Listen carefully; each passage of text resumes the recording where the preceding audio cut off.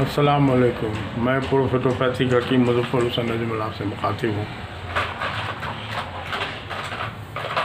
एक बलगम की बीमारी होती है और बलगम की बीमारी, बलगम खून में जम रहना भी ज़रूरी है, मगर एक हद के साथ, एक एतदाल के साथ। जब बलगम बढ़ता है तो उसी के जमा होने का या जिस्म उसको निकालने की कोशिश करता है, उसी के हिसाब से उस बीमारी का नाम पड़ता है। जैसे गठिया, लिकुरिया, मिर्गी, एक्जिमा और सर्दी ज़ुकाम, ये सब तरह की जो बीमारियां हैं, ये सब बलगम ही की वजह से होता है। बलगम का मुख्तलिफ़ जगहों से इखराज के हिसाब से उस बीमारी का नाम पड़ता है। और बलगम के बारे में हकीम जालिनूस का कौल है कि बलगम सरदार है। जब इसके सामने का गेट कोई बंद कर देता है तो ये अपनी मर्ज़ी से कहीं भी दूसरा गेट खोल लेता है।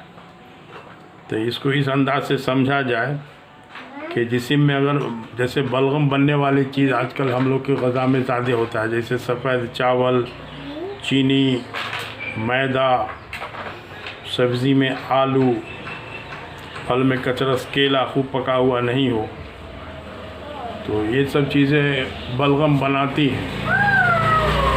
बलगम निकालने वाला जो है, मौसम का कोई भी फल जो है वो बलगम निकालने वाला है। जैसे सबसे ज़्यादा बलगम निकालने वाला पावर है संतरा में, अनानास में, अमरूद में।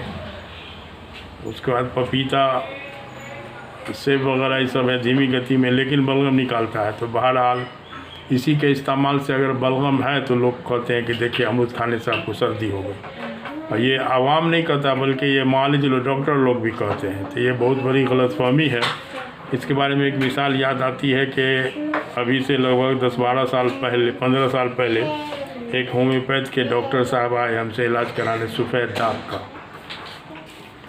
तो उन्होंने जो अपनी हिस्ट्री बताई तो उसमें बताया कि हमको जो है वो 38 साल से सब पेचिस की बीमारी थी, जिसके लिए मेट्रोनिडाज़ोल ग्रुप की दवा जो है खाते खाते कोई असर नहीं हो रहा था। तो एक बैग, जब बीमारी को 38 साल हुआ तो यूं ही एक बैग वो बीमार पेचिस छूट गया। तो हमने सांस रोक के उनको कहा कि छूट नहीं गया, बल्कि छूटने के बाद सफ़ेद दाग शुरू हुआ। तो कहे कि हाँ।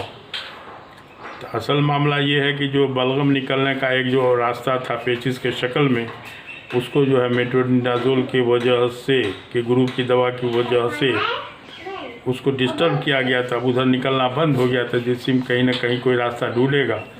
तो अब चमड़ा में जमा हो के चमड़ा के मेलानोसाइट को डिस्टर्ब करके सफ़ेद दाग की शक्ल में नमूदार हुआ। तो इस तरह की बहुत सारी चीज़ है। हम लोग का मदरसा के ज़माने में एक साथी था, बड़ा चिलबिल्ला, बेचारा मर गया वो। तो वो जो है ना अक्सर बोलता था कि हमारे ठेवना में ज़ुकाम हो गया है। तो हम लोग को हंसी लगती थी। लेकिन अब जब हम इस लाइन में आए हैं तो रियल में मतलब गठिया का मर्ज़ भी बलगम के जमा होने ही की वजह से होता है, और ज़ुकाम तो बलगम का है कारण। इसी में लिकुरिया वगैरह, मिर्गी उर्गी सब कुछ ही बलगम की जाति की वजह से होता है। तो बहरहाल अब है कि इसमें बलगम निकलने वाला जितना भी फल है, फल सब्ज़ी ज़रा जम के खाया जाए मौसम के एतबार से। और अल्लाह ताला ने मौसम के एतबार से हर इलाके में उस तरह की सब्ज़ी फल दिया है जो आपके लिए ज़रूरत है या आपके लिए फ़ायदेमंद भी है। मगर सीधा सीधा जो है बलगम निकलने की जो तहरीक शुरू हो जाती है, अगर बलगम एक्सेस है खून में, तो अमरूद से वगैरह से, संतरा से, अनानास वगैरह से, तो लोग जो है वो फल पर सर्दी पैदा करने का इल्ज़ाम लगा के उस फल से मरीज़ को मना कर देते हैं, जबकि फल बहुत फ़ायदेमंद हो सकता था। किसी को ऐसी खांसी हो जैसे खांसने में लगेगा कि सीना में कोई खखोरनी से खखोर रहा है, तो वैसी हालत में तजुर्बा है कि आप सुबह से 12 बजे दिन तक 2 किलो संतरा खा लीजिए। ताज़ा संतरा होना चाहिए। ताज़ा मीन्स ये कि अप्रैल मई के महीना वाला नहीं। अप्रैल मई के महीना में जो कोल्ड स्टोरेज में रखा उसका मज़ा भी डिस्टर्ब हो जाता है।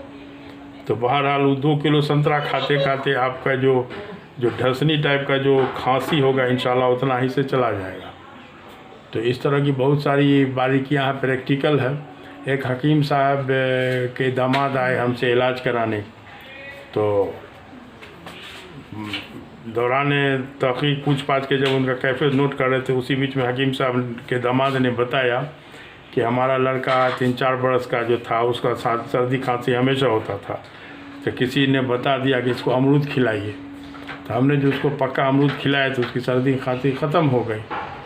तो हमने कहा बात एकदम 100% सही है, चूँकि अमरूद, पका हुआ अमरूद जो है, उसमें ताज़ा पका हुआ अमरूद में विटामिन सी है। विटामिन सी जो है ज़ाहिर सी बात है कि सर्दी खांसी को ख़त्म करेगा, प्लस कब्ज़ को भी दूर करेगा। कब्ज़ के वजह से भी बलगम का जमावड़ा शुरू होता है।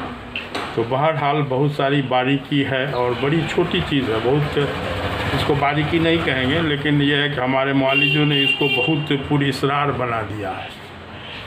पुरअसरार इस सेंस में कि अजीब अजीब तरह का है। एक हम होम्योपैथ के प्रैक्टिशनर डॉक्टर साहब को जानते हैं, जो बोलते हैं कि हम संतरा देख लेते तो हमको सर्दी हो जाती है। अब बवासीर के मामला में तो हम बता ही होंगे कि एक समस्तीपुर के एक साहब थे जो बताते थे कि हम जो है अदरक के खेत से गुजर जाते हैं तो हमारा बवासीर तेज़ हो जाता है। हमारा सवाल है गलतफहमी से निकला जाए। किसी हमारे पुराने हकीम साहब ने एक नुस्खा छोड़ दिया कि अमरूद के एक बीज में 7 घड़ा पानी है, और हमको तो एक कतरा पानी भी अमरूद के एक बीज में नहीं मिला। तो बहुत सारी गलतफहमी धीरे धीरे जो है मेडिकल साइंस ने दूर भी कर लिया है। जैसे गाजर है, गाजर भी जाड़ा के दिन में होता है, इस पर भी सर्दी खांसी का इल्ज़ाम है, लेकिन एक इल्ज़ाम और था कि ये ज़मीन के नीचे पैदा होता है, इसलिए डायबिटिक पेशेंट को डॉक्टर लोग नहीं खाने देते थे। लेकिन अभी से लगभग 10 साल पहले एक रिसर्च हुआ जिसमें डाबर में एक एंजाइम ग्लाइकोकाइनेज नाम का मिला, जो एंजाइम इंसुलिन के सिक्रीशन में मदद करता है। तो वैसी हालत में गाजर फ़ायदेमंद होगा, लेकिन उन लोगों ने अपना सोचा लगाने से बाज नहीं आया। वो गाजर के जूस पीने की बात करते थे, जबकि गाजर पूरा अगर चबा के खा लिया जाए तो गाजर का जो रेशा होगा, फाइबर जो होगा, आप जानते हैं कि फाइबर वाली कोई भी चीज़ डायबिटिक पेशेंट ही को नहीं बल्कि बहुत सारे मामला में जैसे कब्ज़ दूर कर देती है। तो इस तरह का फ़ायदेमंद चीज़ है, लेकिन अपना बड़प्पन दिखाने के लिए मेडिकल साइंस वाले लोगों ने इसमें तो जूस का फेरा लगा दिया। तो बहरहाल चलिए, आपने इकरार तो किया ना कि हाँ गाजर डायबिटीज़ में फ़ायदेमंद है। अब पता नहीं किसने ये मिट्टी के नीचे और ऊपर वाले फल का हिसाब बैठाल दिया जो हमको नहीं समझ में आया। बहुत सारी कंट्रोवर्सी है। बादाम है जो मिट्टी के नीचे होता है, लेकिन डायबिटिक पेशेंट के लिए नुकसानदेह नहीं है। तो बहरहाल गलतफहमी सबके अजाला के लिए इसमें हमारे मेडिकल एक्सपर्ट को आना चाहिए।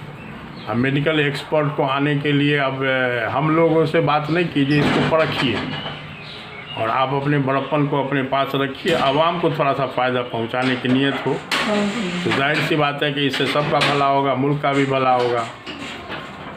तो इस पर ध्यान दिया जाए। ठीक है, तब खुदा हाफिज़।